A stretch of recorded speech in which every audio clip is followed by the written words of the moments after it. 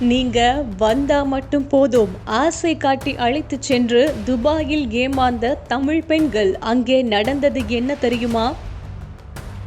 நடிக்க வேண்டும் என்ற ஆசையில் இருக்கும் சாதாரண குடும்பத்தை சேர்ந்த பெண்களும், நடிப்பில் ஏற்கனவே ஒரு சில திரைப்படங்களில் சைடு ரோல்களில் நடித்து அதன் பிறகு எந்த திரைப்படங்களிலும் வாய்ப்பு கிடைக்காமல் இருக்கும் சில பெண் நடிகைகளும் சினிமாவில் ஏதாவது வாய்ப்பு கிடைத்து விடாதா என எதிர்பார்ப்புடன் இருந்து வருகின்றனர். ஆனால் தொடர்ச்சியாக இன்றைய சமுதாயத்தில் பெண்களுக்கு நிறைய அநியாயங்களும் நடந்து வருகிறது. இந்த நிலையில் தற்பொழுது இதே போன்று சினிமாவில் நடிப்பதற்கு வாய்ப்பு கொடுப்பதாக பெண்களை ஏமாற்றி பாலியல் தொழிலில் ஈடுபட வைத்ததாக ஒரு கும்பல் தற்பொழுது சிக்கியுள்ளது. இந்த செய்தி தற்பொழுது வெளியாகி பெரும் பரபரப்பை ஏற்படுத்தி வருகின்றன.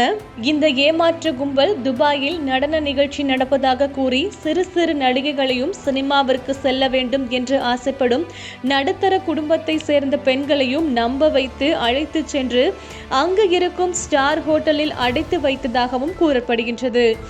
இந்த நிலையில் அடைத்து வைத்த பெண்களை கட்டாயப்படுத்தி பாலியல் தொழிலில் ஈடுபடுத்தி வந்ததாகவும் இந்த கும்பல் சென்னையை சேர்ந்த கும்பல் என்றும் தெரிய வந்தன. இன்று சமூக வலைதளங்களில் தொடங்கி பல இடங்களில் பெண்கள் ஏமாந்து தங்கள் வாழ்க்கையை தொலைத்த பல கதைகளை கேட்க முடிகிறது. இந்த நிலையில் சொகுசு வாழ்க்கைக்கு ஆசைப்பட்டு விலை உயர்ந்த சம்பளத்தை மட்டும் எதிர்பார்த்து தவறான விளம்பரங்களை நம்பி வெளிநாடுகளுக்கு வேலைக்கு செல்ல நினைக்கும் பல பெண்களுக்கு இப்படி நிலைமை ஏற்படும் அபாயமும் இருந்து வருகின்றது.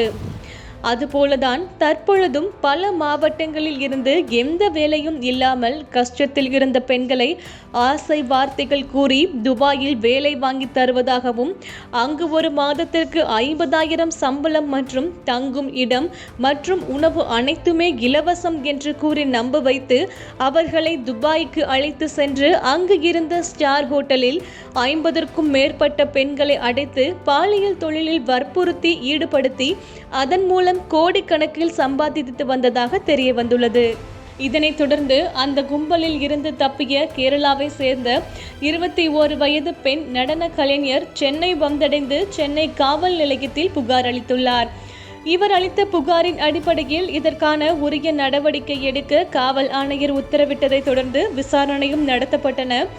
இந்த நிலையில் இந்த பெண்ணிடம் ஆசை வார்த்தை கூறி துபாய்க்கு அழைத்து சென்று நட்சத்திர ஹோட்டலில் அடைத்து பாலியல் தொழிலில் ஈடுபடுத்தியதாக சென்னையை சேர்ந்த 24 வயதுடைய பிரகாஷ் ராஜ் மற்றும் ஆஃபியா தென்காசி மாவட்டத்தை சேர்ந்த 40 வயதுடைய ஜெயக்குமார் போன்றோர் கடந்த மே 30ஆம் தேதி கைது செய்யப்பட்டு சிறையில் அடைக்கப்பட்டனர். இதனைத் தொடர்ந்து இந்த கும்பலின் தலைவரான நட்சத்திர ஹோட்டலின் அதிபர் ஷக்கீலை சென்னை போலீசார் கைது செய்து அவரிடம் இருந்து செல்போன் மற்றும் பாஸ்போர்ட் போன்றவற்றை பறிமுதல் செய்து நீதிமன்ற காவலில் வைத்து குண்டர் சட்டத்தில் சிறையில் அடைக்கப்பட்டுள்ளனர். மேலும் இதில் ஈடுபடுபவர்களை தொடர்ந்து போலீசார் தேடி வருகின்றனர்.